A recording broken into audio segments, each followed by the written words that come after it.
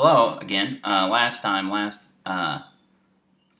video that wasn't a song anyway, I was talking about regrettable decisions I made because of drinking tequila. But it occurs to me that, as an alcoholic, I've made regrettable decisions under the influence of every alcohol there is. And, like, at my worst, I think if you were to leave me, say, in Las Vegas in a hotel room, and all I had access to was just a cabinet filled with cooking wine.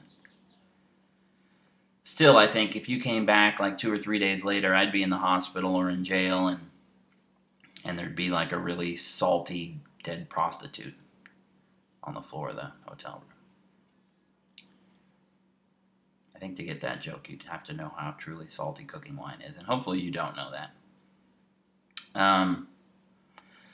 But yeah, it's always going to be strange to me that we've got Kiefer Sutherland doing tequila commercials, and he's saying, look, just drink tequila. You wouldn't want to have any regrets, the kind of regrets that come with not drinking tequila.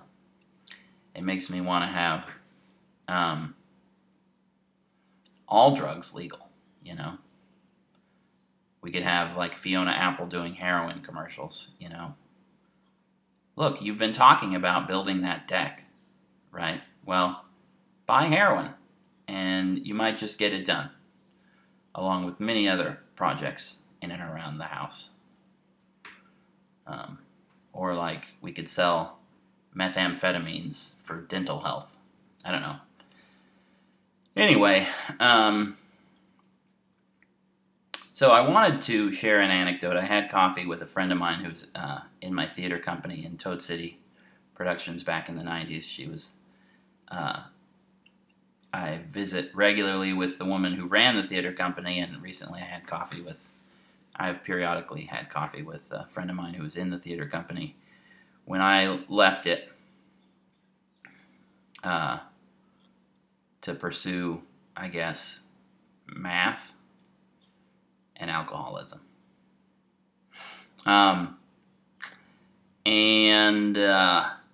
Anyway, I told her this story about when I was working at Kienow's. My first job as a young person, I was bagging groceries at Kienow's in Portland. Now they're all QFCs, but there used to be this locally owned Kienow's stores and service-oriented grocery stores, supposedly. We that bagged the groceries, we also carried the groceries out to the car for the people with a smile. It usually was with a smile. And no self-checkout machines, which I love, by the way. Just a bunch of checkers, mostly women in their 30s and 40s, and most of the checkers were world-weary, I'd say. And I don't know, they would try to disguise it, but it was never very hard to see that the checkers were pretty world-weary, which maybe any of us would be if they had to be a checker their whole life. And I don't mean, I don't know, it seems like my life hasn't been all ice cream and unicorns, But I like the idea of never having to do certain jobs again, and certainly having to do them for my whole life feels like a bummer. Maybe that sounds like elitism. But anyway, these checkers did seem pretty world-weary, I'm just saying. But anyway, that's not the point. The point is that I bagged groceries there. And I was 16, and when I was 16, it was around that time that I passed into the male era of pubescence. I feel like most of my age mates had been like 3 years into that era, even in middle school, I had friends who, like, they had girlfriends and they, kissed them and whatnot. People were having the beginnings of sexual experiences, and I asked girls out in middle school, but the only thing that changed was, like, I don't know, like, I interacted with that person less once we were going out. That was the only change. I became terrified of her. I hadn't, I didn't know. I knew, I mean, I was attracted to women certainly from a very young age, but, there's something about being in a relationship with a woman that requires puberty. And even at 16, even though I was going through puberty, I was 4 years away at that point from like actually dating someone, or 4 years away. But I started to have all these sexual ideas and feelings and desires, and I had no idea what to do with them. I mean, every young boy has some idea what to do with them. I read in the newspaper that they were considering whether to sentence a particular guy to life in prison, and the first thing I saw about him was that he was described as an incorrigible masturbator. And I was thinking, if they lock up for life every incorrigible masturbator, well, I don't know. I guess it'll be interesting to see what the women do with their world that they have inherited. I'm sure some of you women out there are or have at times been incorrigible in your masturbation. I'm not trying to be sexist. But, that would eliminate most men from the free people amongst us on the planet. I guess it would mostly just be like a bunch of low libido people running around not starting wars with anybody. Anyway, turns out he was going to be locked up because he incorrigibly masturbates in public places and stuff. Which I don't do. I've never done, thank God. If anything, I'd like to, when I've done those things, when masturbating, I would like, if anything, to be enclosed in, like, more secrecy. If I could always masturbate in a nuclear bunker, I think that'd be fine with me, because it's always been kind of shameful. I think I was raised by parents who did not, I don't think they inculcated shame into sex for me. I think it's just, it's there, it's in the air in society. So, like, racism is in the air, and so is sex shame. But some people do a better job than others of not feeling shameful about it. I've never done a very good job of it. I think that's why I like to be in the bunker. Not to say that people who masturbate in public do that because they have so little shame. It sounds like I'm getting confused here. Anyway, he deserves to be locked up, perhaps not for life. But I can relate to the incorrigible masturbator idea. As soon as I became a sexual person, I just felt somewhat compulsive when it came to that stuff. And this was well before I felt compulsive when it came to drinking. Long before. And I was working at Kienow's, bagging groceries, and I had begun at home to, I don't know where I was finding these advertisements, but you start to see advertisements. It's probably on TV at this time, like 976 phone lines were popular. We didn't have internet, like kids today, the instant they become sexual, like 20 minutes later, they can have their minds permanently blown by something on the internet. For better or for worse, probably almost entirely for worse. I cut my sexual deviancy teeth on 976 lines. And I couldn't really call these numbers from home because my parents would get the phone bill, And I'm not talking about the numbers where you use a credit card. These are just numbers that charge your phone line. They show up on your phone line. So they're supposed to be used by adults with their own phone lines, I guess. But I was finding it difficult to not call them. And I couldn't call them from home, so I started making these phone calls from work, from Kienow's. Because at night, when you bagged groceries there at night, the bakery department would be closed and they had their own phone, and the meat department would be closed and they had their own phone. And if you're going to masturbate in a grocery store, I guess you should masturbate in the meat department.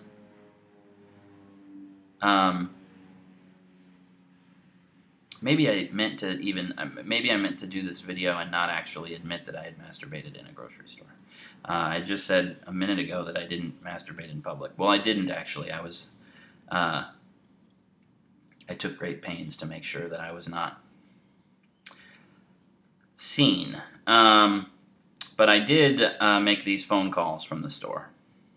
And I may or may not have, use your imagination. I was calling 976 lines and I was 16. I read these police news feeds. It's really fascinating to me. The Portland Police has a website and they publish, they have these news feeds and they sort of tell you what's going on in the city. If there's been a bad traffic accident or a homicide investigation. I discovered this when there was a shooting near the house where I was living, and I just wanted to know what was going on, and now I kind of can't quit looking at them. It's somewhat morbid, and it's also just, I care about my city. It's actually both, I guess. But they had something recently about a guy who kept going into Washington Park, and all it said was he was wanted for, he'd been captured on video, they hadn't arrested him yet, but he was wanted for lewd conduct. So, we know what lewd conduct is, probably, but it also said he was wanted for vandalism and offensive littering. So, I was thinking, well, 2 plus 2 plus 3 is 7, so apparently he was masturbating in the park, and offensive littering, I guess, I think we know what that means. The police are really good with euphemisms. And again, I'm not suggesting they should say, this dude was shooting his load all over the park or something grotesque. But, I don't know, they really like euphemisms. I mean, if I was a policeman, I think on the first day, my partner would say to me, so, has the female parked her vehicle in front of the residence? I'd say, well, the woman parked her car in front of her house. Is that what you were asking me? Why can't we say woman and car and house? Anyway, they like euphemisms. But, so, I don't know, when I was working in this Kienow's, it just occurred to me that I could make these 976 calls and the bill for the calls would be going to Kienow's and not my parents. So I don't know if I thought this ruse would last forever, but I knew it would last slightly longer. It didn't last for very long, it turns out, because when they started getting these bills, they did what anyone would do, and, well, who are the people that work on these nights? And it was me and one other guy, and maybe he looked slightly less likely to be an incorrigible masturbator. He was older and taller and looked more likely to be someone who would just ask a girl out. I was miles from that time in my life, I didn't think, well, that's not an option. I'm not going to do that. I'm not going to approach a living, breathing woman. And I guess there were living, breathing women that answered these phone calls, but, there was a Beavis and Butthead episode back in the day where they called some kind of sex line, and, the joke was that she was morbidly obese and smoking, and they showed her talking on the phone, and she's, of course, she's unattractive, and she's made to look very gross, and she's smoking, and she's completely bored. She, of course, doesn't care about what she's saying, and that's the joke. But I think, so there was some meanness in making her out to be fat and ugly, and I have no idea what these women looked like who I was talking to on the phone. I just know that they were, I'm sure, very bored with what they were doing. That much, I think, is clear. They could have been perfectly attractive physically, and they could have been wonderful people, but they were certainly bored, and I think I even knew it at the time, But I thought, well, I want you to say this stuff to me, and it's better than me saying it to myself. And you're a woman, you're technically a woman, and this is as good as it's going to get for me right now. I think that's what went through my head. And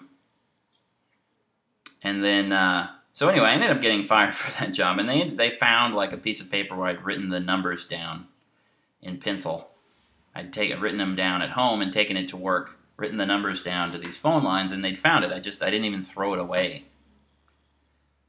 And I was a really bad criminal, always been kind of a bad criminal. And they found the piece of paper and they could compare it with my handwriting. So they accused me of this. The manager called me into his raised office where he could see everything. He was a creepy guy. I'm sure he did lots of worse stuff than what I did there that we don't know about. Bastard hypocrite. But he called me in there and accused me of this, and I denied it, even though it was totally obvious that I'd done it. And a few weeks later, they let me go because they said I wanted to work fewer than 40 hours a week because I wanted to try out for the baseball team, which was true. But they were really letting me go. I mean, it was true that I wanted to play baseball. It was not true that that's why they were letting me go. They were letting me go because I was an incorrigible masturbator, I think. I don't think they ever found out about any offensive littering. Anyway, and then my mom goes to that Kienow's for a while after that. And there's this one checker there. This checker, she was a real asshole, I think. I think she was the one who actually threw me under the bus to my mom. I don't think my mom knew about any of this until this woman, my mom is going through her line, and she is talking about my time at the store, and she mentions something about the calls to my mom, and she also mentions, like, yeah, and you know, we wouldn't know where he was for a while. It turns out he'd be in the bathroom for like 20 minutes. We'd go in there and we'd find like a dirty magazine in the garbage can. And what pissed me off about that, other than the snitching, which is bad enough, was that we didn't have dirty magazines at Kienow's. I mean, basically everything this woman was implying was accurate, except it was like a Vogue magazine, because that was the dirtiest magazine we had, was Vogue. Just in terms of, I don't know, exposed epidermis. That magazine led the way on the shelves at Kienow's. So, yeah, I don't know. I don't think anything I did there was a sex crime, but it was certainly the behavior of a young man whose sexual impulse control was at level 0. And, it sort of remained there for a little while. And, once you feel like you're able to, I mean, that's one of the things where alcohol helps, right? You start going to parties and drinking, and then, hey, I made out with someone. That was easier than I thought, without having to sort of have any say in it happening that I'm aware of. I mean, actually, the first person that I sort of legitimately kissed, I think I was sort of taken into the basement of this house by this woman, and she kissed me, and thank God, because I had, no other way it was going to happen. So, yeah. Anyway, that's the story of why, that's the truth, anyway, as to why I actually was fired from Kienow's. And now that Kienow's doesn't exist anymore, I feel more comfortable coming clean about that. So, anyway, I'll talk to you again soon. That's all for now, but I think from now on I'll let the whole theme song play through.